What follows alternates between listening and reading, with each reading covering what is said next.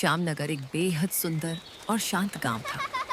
यहाँ ठंडी ठंडी हवाएं हर पल ताजगी का एहसास कराती थीं। सुबह की पहली किरणों के साथ पेड़ों पर बैठे पक्षियों की मधुर चहचहाहट पूरे गांव को जगा देती थी। उसी गांव के चौराहे पर केशव अपनी रेहड़ी को जोर लगाकर धक्का दे रहा था, जिस पर केवल मूली का ढेर लगा हुआ था। सूरज सिर पर था और केशव के चेहरे पर निराशा छाई हुई थी। मूली ले लो, ताजी मूली ले लो, अच्छी बढ़िया मूली ले लो। तभी एक काकी उसके पास आई और बोली, अरे केशव, कल भी तो मूली ही लाया था। क्या तेरे खेत में इसके अलावा कुछ और नहीं उगता क्या?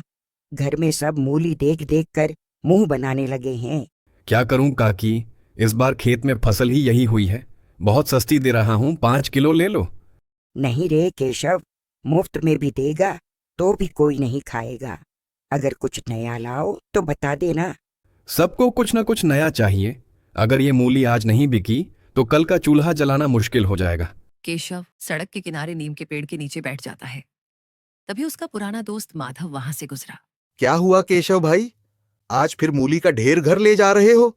हाँ माधव, कोई भी इन मूलियों को खरीदने के लिए तैयार ही नहीं है। सब इन मूलियों से पक गए हैं। समझ नहीं आता इन मूलियों का क्या करूं। अरे केशव, तुम्हें याद है जहां कुछ समय पहले तुमने शहर की उस दुकान पर काम किया था, जहां मूलियों को बारीक काटकर गोल सी सफेद पोटली जैसा बनाते थे? क्या नाम था उसका? पराठा। अरे हाँ माधव भाई, वो लोग मूलियों का ही इस्तेमाल किया करते थे। माधव की बात केशव के दिमाग में घर कर गई थी। वह शाम को घर लौटते समय भी बस इसी बारे में सोच रहा था। उसने घर पहुंचकर अपनी बची हुई सबसे बढ़िया मूली उठाई और उसको बारीक काटना शुरू कर दिया। अगर मैं इन मूलियों को फेंकने की बजाय इनका रूप बदल दूं तो शायद बात बन जाए। आटा घर में थोड़ा पड़ा ही है। वह रसोई में मसालों के साथ कुछ प्रयोग करने लगा। खुशबू बाहर तक फैलने लगी तो यह देखकर उसके पड़ोसी शंकर चाचा वहां आए। अरे केशव बेटा, ये कैसी खुशबू आ रही है? आज क्या कोई दावत की तैयारी है? अरे चाचा, कोई दावत तो नहीं, पर कुछ प्रयोग कर रहा हूं। ये देखिए, मैंने मूलियों को मसालों के साथ पकाकर इस आटे की पोटली में भर दिया है। अरे ये तो छोटी छोटी सफेद रोटियां लग रही हैं। इन्हें क्या तेल में तलोगे? नहीं चाचा, इन्हें तो रिफाइंड ऑयल में पकाऊंगा, जिससे कि ये पराठे खाने में हल्के, कुरकुरे और स्वादिष्ट लगें। क्या रिफाइंड ऑयल में यहाँ कोई खाएगा भी? यहाँ तो लोगों को देसी घी तेल में तला भुना पसंद है। यहाँ ये रिफाइंड ऑयल में पका हुआ पराठा कौन खाएगा? स्वाद अच्छा हुआ तो सब खाएंगे। चाचा, बस दुआ कीजिए कि ये रिफाइंड ऑयल में ठीक से पक जाए। कल सुबह मैं चौराहे पर इसी का ठेला लगाऊंगा। हिम्मत तो बहुत बड़ी है तेरी। चल, जब ये पक जाए तो एक पराठा मुझे भी छकाना, हम भी तो देखें ऐसा क्या जादू है इस रिफाइंड ऑयल में। अगली सुबह सूरज की पहली किरण के साथ ही केशव ने गांव के चौराहे पर अपना मूली के पराठों का ठेला लगा लिया। उसने अपने ठेले पर कटी हुई मूली, कुछ ताजे मसाले और सॉस रखी हुई थी, जिससे कि पराठों का स्वाद दोगुना हो जाए। गांव के लोग जो केशव को रोज रोज मूली बेचते देखा करते थे, आज उसे रुक रुक कर ताकने लगे। तभी गांव का हलवाई सुरेश उसके ठेले पर आया और उससे कहने लगा, अरे केशव, आज तेरा मूली का ठेला बड़ा चमक रहा है। और ये इतने बड़े तवे पर क्या रोटियां भी बनाना शुरू कर दिया क्या? नहीं सुरेश भाई, ये रोटी नहीं है, इसे मूली का पराठा कहते हैं।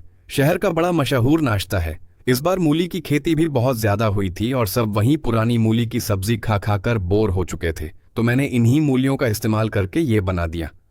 अरे वाह केशव भाई, आपने तो सचमुच कमाल ही कर दिया। एक प्लेट मुझे भी देना जरा, मैं भी तो छक्कर देखूं आखिर ऐसा क्या खास है इन मूली के पराठों में। तभी केशव जल्दी से पराठे की प्लेट तैयार करके सुरेश के हाथों में थमा देता है। जैसे ही सुरेश ने पराठे का पहला निवाला खाया, उसकी आंखें खुली की खुली रह गईं। उसे रहा नहीं गया और केशव से बोला, अरे वाह, अरे वाह, ये क्या खिला दिया केशव भाई। इसमें तो सचमुच जादू है। ऐसी लाजवाब हल्की और कुरकुरी चीज मैंने आज से पहले कभी नहीं खाई। गांव के लोग वहां खड़े खड़े इंतजार कर रहे थे कि सुरेश को यह मूली का पराठा कैसा लगता है। पर जैसे ही उन्होंने उसके मुंह से केशव के पराठों की इतनी तारीफ सुनी, तो उनसे रहा नहीं गया और धीरे धीरे करके केशव के ठेले पर जोरदार भीड़ लग गई। दोपहर होते होते केशव के ठेले की सारी मूली खत्म हो गई थी, लेकिन सब्जी के रूप में नहीं, पराठों के रूप में। केशव ने आज पहली बार अपने हाथ में इतने पैसे देखे थे। उसकी आंखों में खुशी के आंसू थे और मन में एक नया हौसला। उसे समझ आ गया था कि मेहनत और नयापन कभी बेकार नहीं जाता।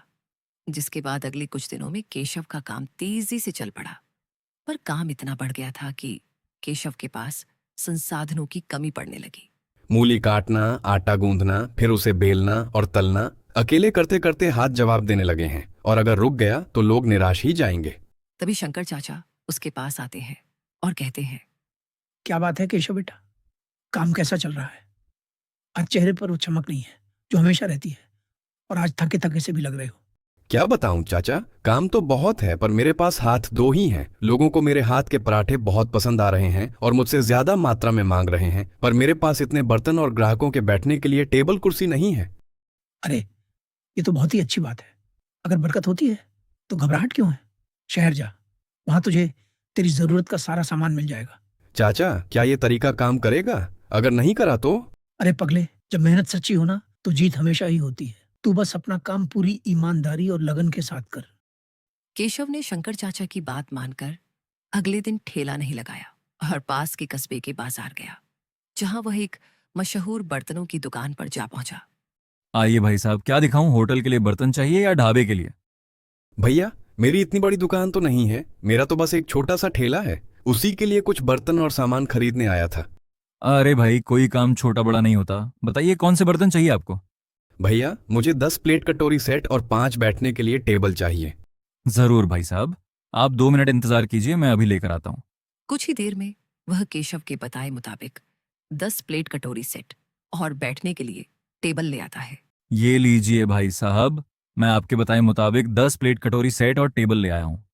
केशव वे बर्तन और टेबल लेकर घर पहुंच जाता है और अगली सुबह फिर से पूरे जोश और लगन के साथ अपना स्वादिष्ट मूली पराठा लोगों को खिलाने लगता है।